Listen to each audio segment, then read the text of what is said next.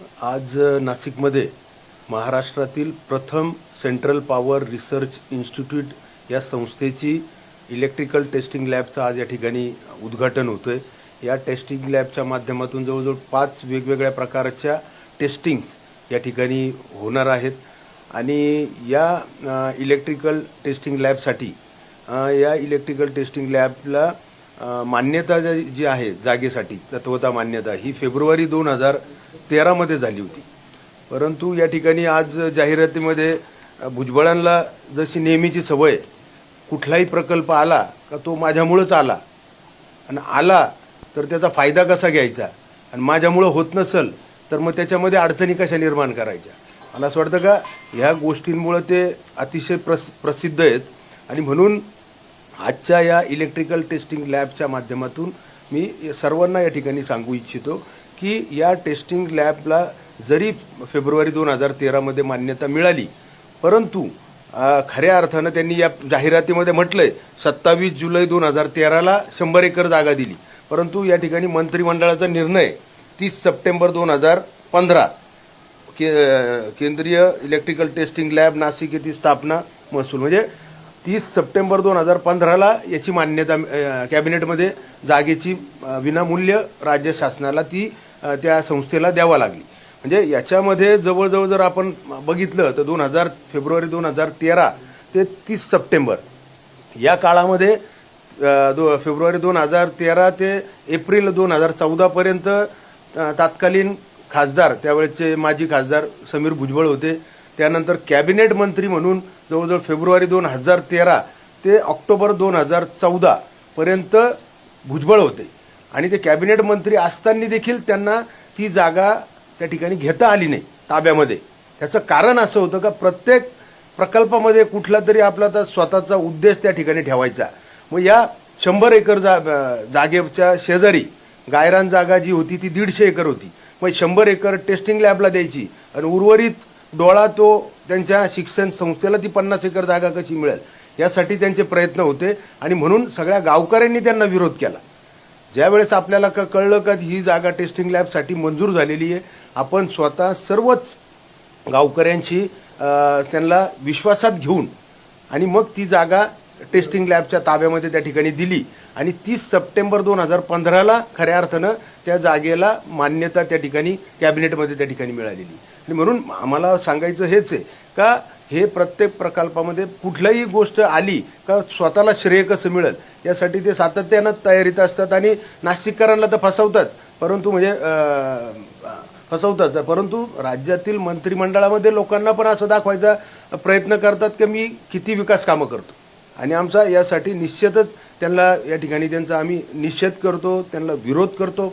आज जर तसं पाहायला गेलं तर आपल्याकडे CIPET central institute of petrochemical engineering technology ही जी संस्था आहे ही या अगोदर पनवेलला मान्यता मिळाली होती, तिथं जागा मिळत नव्हती म्हणून आपण ती नाशिकला मंजूर केली, परंतु नाशिकला मंजूर केल्यानंतर भुजबळांनी फक्त त्याला विरोध केला आणि तो प्रकल्प जवळजवळ त्या इन्स्टिट्यूटच्या माध्यमातून जवळजवळ 2000 विद्यार्थ्यांना 100% प्लेसमेंट मिळणारा हा इतका चांगला प्रकल्प आज केवळ आणि केवळ भुजबळांमुळे त्या ठिकाणी रखडलेला आहे।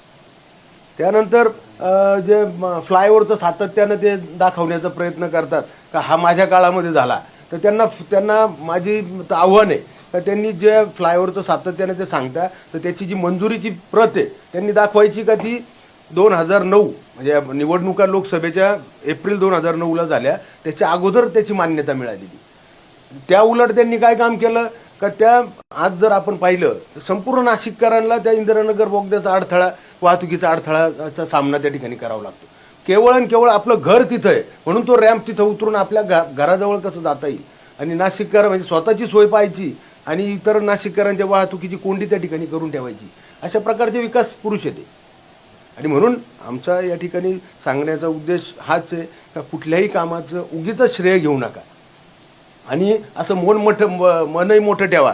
एखादा जर कोणी काम करत असेल त्याचं नावही घ्यायला शिका आणि ती जर आज तुम्ही तिथं उद्घाटन करणार आहे ना त्यांना भाषणामध्ये फक्त सगळे समोर तिथले स्थानिक लोक असतील तर त्यांना स्थानिक काय CPRIचे पण अधिकारी असतील किंवा प्रशासनाचे पण असतील तर त्यांना फक्त विचारावं भाषण करताना का हा प्रकल्प कोणी आणला, म्हणजे कोणामुळे आज हा प्रकल्प इथं उभा आहे लोक उत्तर देतील. निमंत्रण नाही का? मला CPRIच्या अधिकाऱ्यांनी फोनवरतून माहिती दिलेली आहे, परंतु ऑफिशियल कुठल्याही प्रकारचं आमंत्रण या ठिकाणी आपल्याला आले नाही. आता ऑफिशियल आल्या नसल्या कारणानं आपल्याला जाणं ते पॉसिबल नाहीये. काय म्हणजे आज आपल्याला ऑफिशियल काहीच पत्रिका नाहीये ना, आमंत्रित पत्रिका नाहीये त्या ठिकाणी. छगन भुजबळ हे तुमच्या मित्रपक्षातलेच नेते आहे, तुम्ही त्या महायुतीत आहात, शिवसेना आहे, राष्ट्रवादी एकच महायुतीमध्ये, मग महायुतीतच तुमचं अंतर्गत मतभेद आहे का याच्यावर? आमचा म्हणण्याचा उद्देश क्लिअर आहे का विकास कामं करत असताना यामध्ये ज्या कोणाचा सहभाग असेल तर आम्ही बरोबर घेऊन चालतो. आजही आमच्या प्रत्येक याच्यामध्ये फेब्रुवारी 2013ला याला तत्वता मान्यता मिळाली असं आम्ही ज्यावेळेस स्पष्ट सांगतो, तर तुम्ही त्यानंतर जे काही प्रयत्न आज तोच प्रकल्प आज वेळेत जात होणार नव्हता, तर तो रद्द करण्याच्या मागे म्हणजे ज्यावेळेस मी खासदार असताना मला कळलं का आपल्याला नाशिकमध्ये हा प्रकल्प मंजूर झाला. ज्यावेळेस मी केंद्रीय ऊर्जाचे सचिव यांची भेट घेतली त्यावेळेस त्यांनी सांगितलं का जागा उपलब्ध होत नाही नाशिकमध्ये आणि आम्ही आता तो प्रकल्प रद्द करण्याच्या मार्गावरती आहे, महाराष्ट्रातील इतर ठिकाणी त्या ठिकाणी घेऊन जाऊ. आणि म्हणून त्याच्यामध्ये आपण त्यांना आश्वासित केलं का आपण ताबडतोब यामध्ये लक्ष घालून लवकरात लवकर जागा उपलब्ध करून देण्याचं काम जबाबदारी आपण घेतो आणि मग सगळ्या लोकांना विश्वासात घेऊन ती जागा उपलब्ध करून दिली.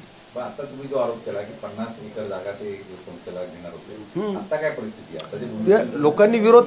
लोकांनी त्या 50 एकर जागा हे स्वतःच्या संस्थेसाठी घेत होते, भुजबळ नॉलेज सिटीसाठी, आणि म्हणून लोकांचा विरोध पाहून त्यांनी थांबून घेतलं. निवडणुका समोर आल्या होत्या आणि मग थांबून घेतलं त्यांनी. इथे काही तुम्हाला डावलं जातं की काय असं यावर तुम्ही एकनाथ शिंदेशी काही संपर्क साधला किंवा साधणार नाही? मला असं वाटतं का जो काही ते लोकांना असं दाखवण्याचा जो काही प्रयत्न करतायत आणि प्रत्येक गोष्टीचं श्रेय लाटण्याचा, एखादा प्रकल्प आला तर स्वतःच्या स्वार्थासाठी तो कसा त्याचा वापर होईल, हा जो प्रयत्न ते करतायत ना त्याला आमचा विरोध आहे. आणि एखाद्या चांगल्या प्रकल्पाला सातत्यानं आज सिपेट हा 2000 रोजगार निर्मिती करणारा प्रकल्प आहे नाशिकच्या बेरोजगारांना, त्या प्रकल्पाला विरोध करत्या का बरं? त्यांचं शेजारी त्यांची संस्था आहे म्हणून. त्या संस्थेचा आणि त्या प्रकल्पाला विरोध करण्याचं काय तुम्हाला कारण वाटतंय? कारण तेच का त्यांनी सांगितलं का ते पर्यावरणाच्या संदर्भामध्ये तिथं आता गुरुतुल्याचे झाडं आहे त्याला ते काहीतरी पत्र देतात, त्याच्यानंतर फॉरेस्टने त्याचं क्लिअरन्स करून आता तो प्रकल्पाची शेवटच्या टप्प्यामध्ये मान्यता मागं आता बावनकुळे साहेबांनी पण जागा विनामूल्य देण्याचं त्या ठिकाणी डिक्लेअर केलेलं आहे. आता तुम्ही आता मगाशी म्हटलं की भुजबळ नाशिककरांची फसवणूक करतायत आणि वरिष्ठ मंत्र्यांची पण फसवणूक करतायत, नेमकं काय म्हणाले? मला म्हणायचा उद्देश हाच आहे का ते भासवताय का मी किती विकास कामं करतो. आता हा जो प्रकल्प आहे याचा त्याचा काही संबंध नसताना फक्त त्यांच्या समीर भुजबळांच्या काळामध्ये त्याला तत्वता मान्यता मिळाली. असे तर अनेक प्रकल्प आहे. डिफेन्स इनोव्हेशन हब झाला, एक सांस्कृतिक विश्वविद्यालय आपल्या नाशिकला इन प्रिन्सिपली मंजूर झालं होतं, असे अनेक प्रकल्प आहे. परंतु ते पुढे नेण्याचं काम खऱ्या अर्थानं लोकांना विश्वासात घेऊन आता यांचा प्रत्येक डोळा म्हणजे 150 एकर जागा होती, 100 एकर गेली, मग 50 एकर आपल्या संस्थेला कशी मिळेल? मग का झालं नाही? ते 1.5 वर्ष कॅबिनेट मंत्री होते, 1.5 वर्ष ते कॅबिनेट मंत्री होते, मग का नाही त्यांनी जागा ताब्यात घेऊन त्याच वेळेस भूमिपूजन केलं? त्यांचे पुतणे 1 वर्ष खासदार होते, का नाही प्रयत्न केला त्यांनी? आणि आज लोकांना असं दाखवते की आमच्यामुळे हे प्रकल्प होत आहे. या संदर्भात तुम्ही मुख्यमंत्र्यांना काही निवेदन वगैरे देणार? नाही, आम्हाला ते तर आम्ही त्यांच्या कानावर टाकणारच आहोत का या संदर्भामध्ये जे काही महायुती म्हणून आपण कामं करतो तर जे कोणी कामं ज्यांचा कोणाचा सहभाग असतो तर प्रत्येकाच्या सहभागाला ठीक आहे. आम्ही आजही सांगतो का समीर भुजबळांच्या काळामध्ये त्या ठिकाणी तत्वता मान्यता मिळाली, पण तू पुढं का गेला नाही? 1.5 वर्ष तुम्ही कॅबिनेट मंत्री होते ना, मग त्याच वेळेस जागा ताब्यात घेऊन भूमिपूजन झालं असतं, कारण पूर्ण सत्ता पालकमंत्री ते होते. आज महसूलचा विषय जागा ताब्यात घेण्याचं तर ते 3-6 महिन्यात झाला असता, 1.5 वर्ष कॅबिनेट मंत्री असताना झाला. मग त्यांनी ते लोकांनी विरोध करायचं कारण पण होतं ना, मग लोकांनी आपण गेल्यानंतर का सहमती दिली? आता सिपेटचा प्रकल्प त्यांनी करून दाखवा असं तुम्ही आव्हान देणार का? नाही, ते काय करणार आहे? ते शासनालाच करावं लागणार आहे. त्यांनी ज्या गोष्टीला विरोध केला ना, आणि जर ते खरोखर त्यांचं लय प्रेम असेल नाशिककरांवरती तर ते त्याला सपोर्ट करतील प्रकल्पाला. त्याच्यामुळं 2000 बेरोजगारांना रोजगार मिळणार आहे आणि 100% प्लेसमेंट.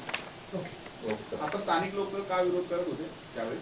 त्याच 150 एकर जागेपैकी 100 एकर जागा मिळणार होती. 50 एकर जी जागा आहे ही त्यांच्या संस्थेला कशी मिळणार, यासाठी जो त्यांचा डोळा होता तो गावकऱ्याला मान्य नव्हता. चलो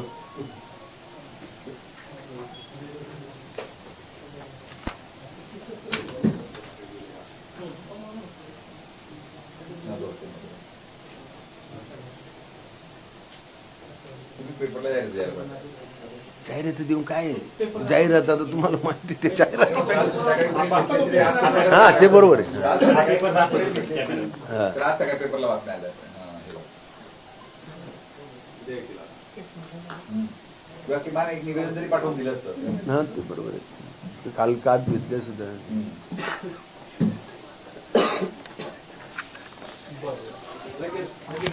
सिपेटचं कॅबिनेटची मान्यता. उद्धव ठाकरे, संजय राऊत सर्वजण राज ठाकरेंच्या घरी गेले त्यांची भेट घ्यायला. तर तुमची प्रतिक्रिया महाराष्ट्र वाट बघतो. काय तुमची प्रतिक्रिया?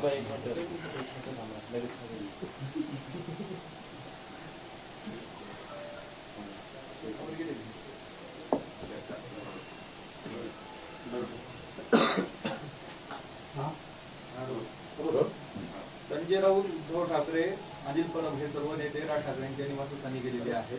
आता दोन्ही पक्ष एकत्र येण्याची चर्चा आहे, त्या पासून ही भेट असू शकते. आपली काय प्रतिक्रिया? मला असं वाटतं का या संदर्भामध्ये महायुतीच्या सर्वच नेत्यांनी सांगितलेलं आहे का दोघं भाऊ जर एकत्र येत असतील तर सर्व महाराष्ट्राला आनंद आहे. परंतु या संदर्भामध्ये कोण शेवटी जनतेला विकास कामं आणि त्यांच्या ज्या समस्या असतात त्या सोडवणारं नेतृत्व हवं असतं. आणि म्हणून येणाऱ्या निवडणुकीमध्ये लोक त्या संदर्भामध्ये निश्चित मला असं वाटतं का विचारपूर्वक मतदान करून निवडून देतील त्याला. तुम्ही दोन्ही ठाकरेंबरोबर काम केलेलं दोन्ही आहे. ठाकरेंबरोबर आपण दोन्ही ठाकरेंबरोबर काम केलेलं आहे. हे दोन्ही ठाकरे जर एकत्र आले तर आगामी महापालिका निवडणुकीत किती निर्णायक हे एकूणच येतात?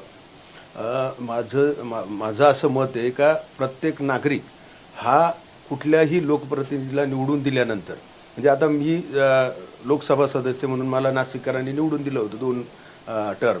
परंतु ज्यावेळेस राज्यस्तरीय प्रशासकीय कामं अडतात किंवा काही गोष्टींच्या अडचणी येतात तर त्यावेळेस त्या ठिकाणी राज्य शासनाच्या मार्फत ते कामं समजून घेणं आणि त्यावरती पर्याय काढणं किंवा त्या गोष्टीचं ते त्या लोकांना समाधान मिळवणं, त्या समस्या सुटणं हे असतं. आणि म्हणून आपल्याला जो अनुभव आलेला आहे तर मला असं वाटतं का लोक निश्चितच जे कोणी कामं करणारे लोक आहेत, राजकारणामध्ये आता विकासाची स्पर्धा सुरू झाली आणि म्हणून विकासाच्या स्पर्धेमध्ये जो विकासाचा दृष्टिकोन असेल, जो विकासाचं दूरदृष्टी असेल अशा लोकांना निश्चित प्राधान्य मिळेल. पण तुम्ही दोन्ही ठाकरे बंधूंसोबत काम केलेलं आहे. आता एकनाथ शिंदे यांच्यासोबत काम करत आहात. या तिघांपैकी आपल्याला उजवं कोण वाटतं? कोणाचं काम चांगलं आहे, कोणाच्या बाबतचा आपला अनुभव चांगला आहे? मला असं वाटतं का प्रत्येक पक्षश्रेष्ठीमध्ये प्रत्येकाची एक वेगवेगळी क्वालिटी असते. परंतु आमच्यासारख्या लोकप्रतिनिधींना कामं, आमच्या ज्या समस्या जनता आमच्यापर्यंत घेऊन येते आणि त्या राज्यापर्यंत पोहोचवण्याचं काम आम्ही ज्यावेळेस करतो आणि त्यातून मार्ग काढतात तर मला असं वाटतं का या संदर्भामध्ये शिंदे साहेबांनी अतिशय उत्तमरित्या प्रत्येक येणाऱ्या लोकप्रतिनिधी असेल किंवा सर्वसामान्य माणूस असेल यासाठी जे काही काम करतात तर निश्चितच ते कौतुकास्पद आहे.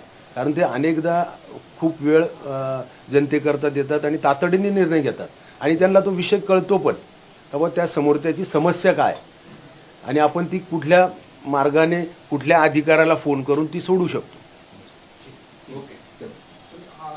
तुमचं काय मत आहे की हे काम करू शकत नाही असं तुम्हाला वाटतं? नाही. ते बरोबर म्हणतात की काम करणाऱ्याच लोक पाठिंबा देतात. नाही आता काय झालंय प्रत्येक क्षेत्रामध्ये विकासाची स्पर्धा सुरू झाली. म्हणजे प्रत्येक क्षेत्रामध्ये कुठलंही सेक्टर घेतलं तर तिथं विकासाची स्पर्धा आहे आणि आजही लोकांना विकास कामं पाहिजे.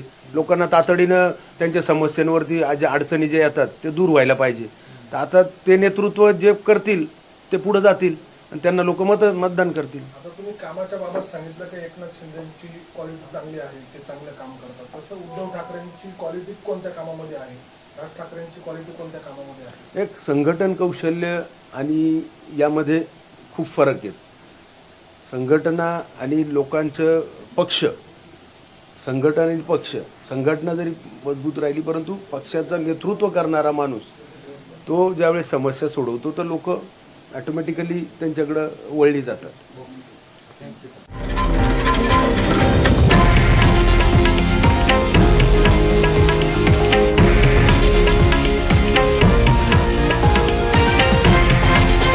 हे आहे देशातील नंबर 1 न्यूज नेटवर्क आणि आपण पाहत आहात TV9 मराठी, एकमेव.